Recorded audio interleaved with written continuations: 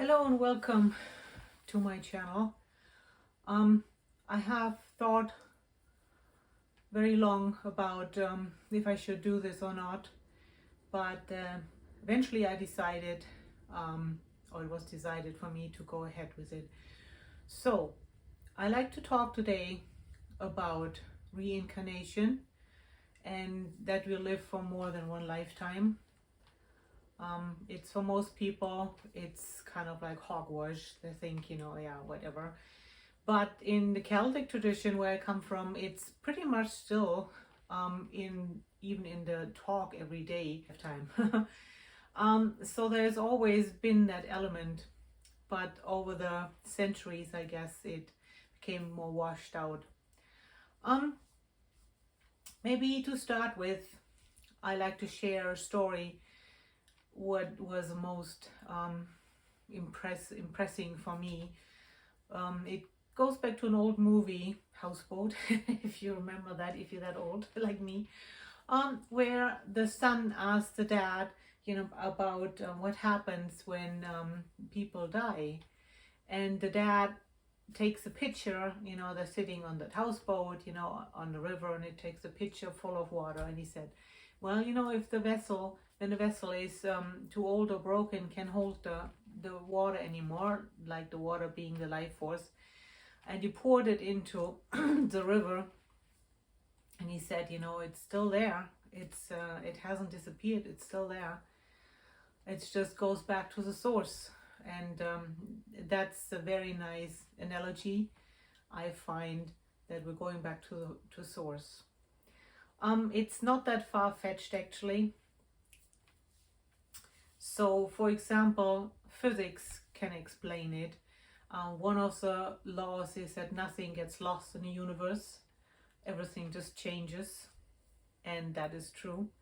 And another one, more modern insight, is it goes to the string theories. And strings are the small charged electric particles, or the smallest particles there are, which can sort themselves into patterns.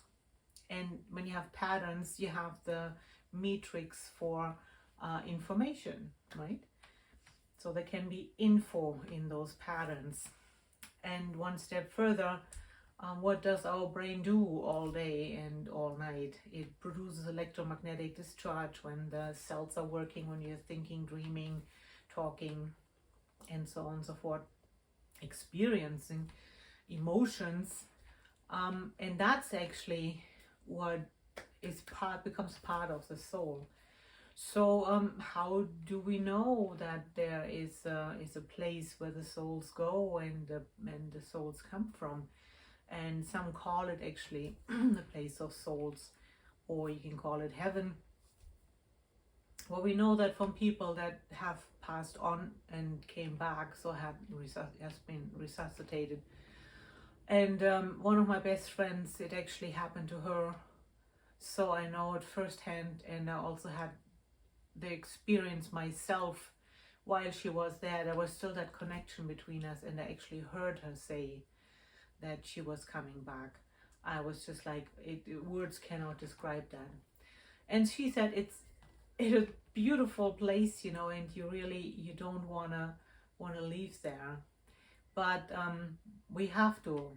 So because that's part of what our soul once agreed to, the soul contract, where our souls have to go through a number of experiences through lifetimes, and grow and fulfill that contract and fulfill our missions. And so often, it takes more than one lifetime to fulfill one mission. Sometimes we fail because the soul basically has to work with this body. And so when children are born, when babies are born, this is a very unfinished vessel. It has to grow and mature for many, many more years, decades actually. It's so helpless and totally dependent on the mother and help from the outside the first years, that the soul there's not enough toolage there to actually go ahead and do and express. And then of course, we do the stupid stuff, do stupid things, because our brain isn't fully developed yet, or for whatever the reasons. So we may need a rerun, but in the end we will get it done. Yeah, so this is basically in the rough, you know, the idea, going back to traditions, going back to sayings that are still part of our daily talk and routines, where it slips out like this.